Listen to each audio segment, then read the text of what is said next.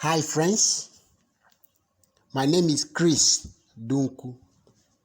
God make you a blessing to your generation as we reflect on Jesus Christ concern for those in need. Part 1, the wedding at Cana.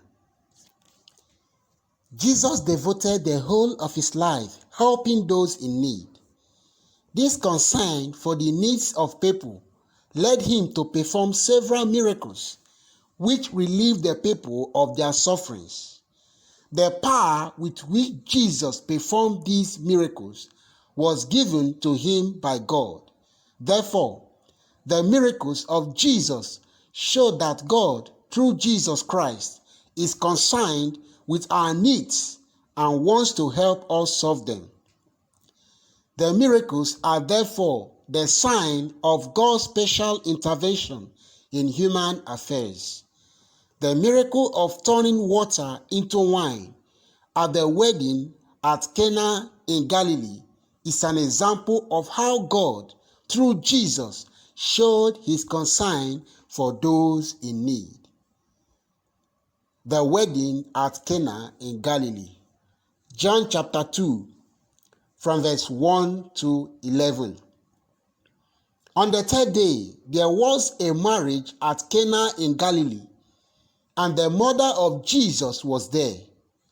Jesus also was invited to the marriage with his disciples.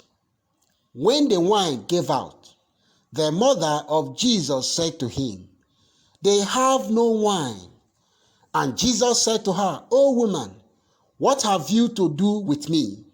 My hour has not yet come." His mother said to the servants, "Do whatever he tells you." Without explicitly requesting that he do anything, her telling Jesus they have no wine implies that she wants him to do something about the situation and that she believes he can solve this problem. Jesus' response to her sounds rude and harsh to us, but he is not being hostile to her. Jesus often uses the greeting, "woman," to address women without intending any rudeness or hostility. Read John chapter 4, verse 21. See also Matthew 15, verse 28. We continue with our story.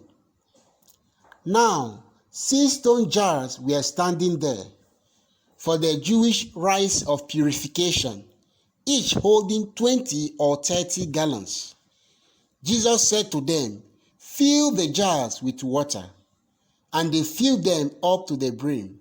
He said to them, "Now draw some out and take it to the steward of the feast." So they took it.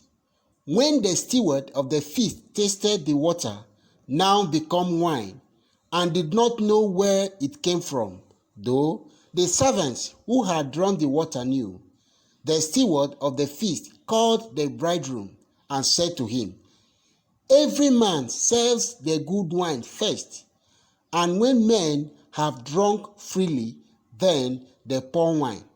But you have kept the good wine until now."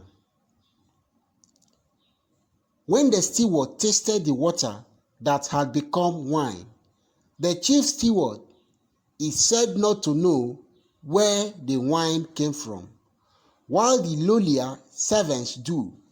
Knowing Jesus as the source of abundance makes one an insider within the community of believers. Even if one's social status prevents one from ever breaking into a higher social circle, the steward assumes it came from the bridegroom of the wedding being celebrated. But for John, the real bridegroom present at the wedding is Jesus. See John chapter 3, verse 29. The real bridegroom who served this superior wine, Jesus, has now appeared, ushering into the world God's abundant goodness and grace in a definitive way. significant points. 1.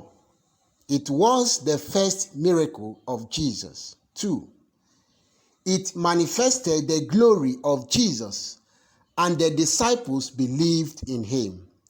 This, according to John chapter 2, verse 11, the first of his signs, attesting miracles, Jesus did in Cana of Galilee, and revealed his glory, displaying his deity and his great power openly. And his disciples believed confidently in him as the Messiah. The miracle revealed the glory of Jesus, and as a result, his disciples believed in him. For John, Jesus' miracles are signs that reveal the salvation, abundance, and new life now present in the world through Jesus, revealing Jesus' glory as God's Son, through whom salvation enters the world. 3. It means the revelation of God's presence in the saving action performed by Jesus. Moral lessons. 1.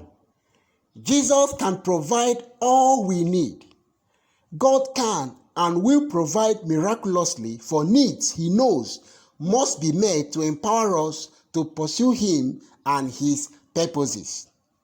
1 John 5:14 says, "And this is the confidence that we have toward him, that if we ask anything according to his will, he hears us." 2. We need to believe in Jesus like the disciples did. The purpose of this miracle is made clear in John 2, verse 11.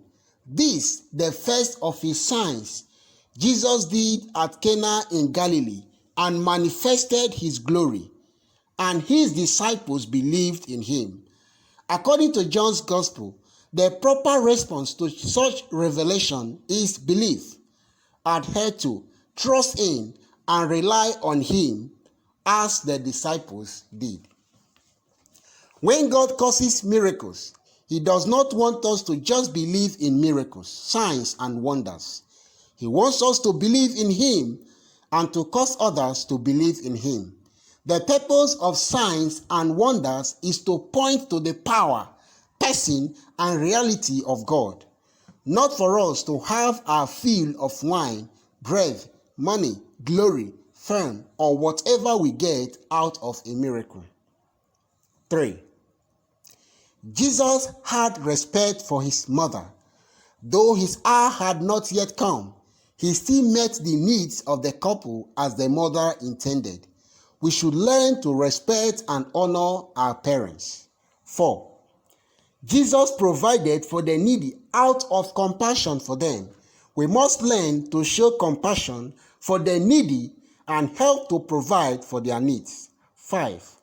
We should always show appreciation to Jesus Christ for helping to provide for our needs as well as those of others.